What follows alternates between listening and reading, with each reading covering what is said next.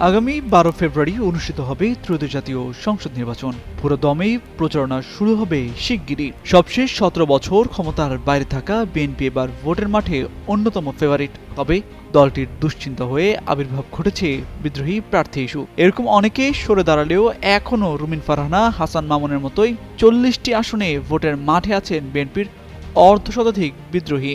এর মধ্যে মরার উপর খাড়ার ঘা হিসেবে নতুন ইস্যু গুরুত্বপূর্ণ 3 আসনে প্রার্থিতা বাতিলের ঘটনা। তবে বিএনপি নেতারা বলছেন ফ্যাক্টর হবে না বিদ্রোহীরা। অপরদিকে আইনি লড়াইয়ে প্রার্থিতা ফিরে পাওয়ার চেষ্টা করবেন 3 আসনের নেতারা। মূলত তফসিলের পর আসন ভিত্তিক প্রার্থী ঘোষণা করে বিএনপি। এরপর থেকেই দলটির দুশ্চিন্তা হয়ে দাঁড়ায় বিদ্রোহীরা।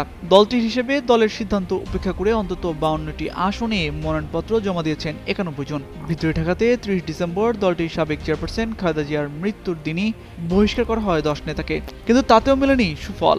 শেষমেশ সরাসরি হস্তক্ষেপ করতে হয় দলীয় প্রধান তারেক রহমানকে। চেয়ারম্যানের আশ্বাসে এরই মধ্যে ভোটের মাঠ থেকে সরে দাঁড়িয়েছেন অন্তত 10 জন। বিএনপি স্থায়ী কমিটির সদস্য আমির খসরু মাহমুদ চৌধুরী বলেন, এখনো সময় আছে, তারা সময় মতো সিদ্ধান্ত নেবে।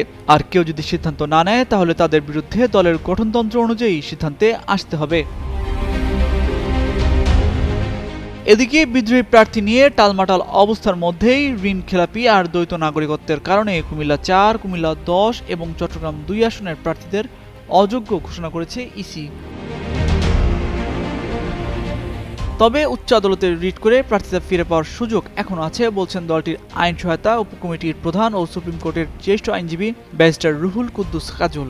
বলেন, আইনি প্রক্রিয়ার সুযোগ এখনো রয়েছে। 2024 সালের ডামি নির্বাচনেও কিন্তু 2 জন প্রার্থী আপিল বিভাগ পর্যন্ত লড়াই করেছেন। তাই নির্বাচন কমিশনের সিদ্ধান্তের বিরুদ্ধেও অনেক রিট পিটিশন দায়ের হবে বলে মনে করেন তিনি। অন্যদিকে তফসিল অনুযায়ী মনোনয়ন প্রত্যাহারের শেষ দিন 20 জানুয়ারি। বিএনপি ভোটের মাঠ থেকে বিদ্রোহীদের সরাতে সময় পাবেন আর মাত্র একদিন। এখন দেখার বিষয় একাধিকবার রাষ্ট্র ক্ষমতায় থাকা দলটি নির্বাচন পূর্ববর্তী সময়ে কিভাবে কেমন করে এই পরিস্থিতি সামাল দেয়। তামজিদ মির্জা, যুগান্তর নিউজ।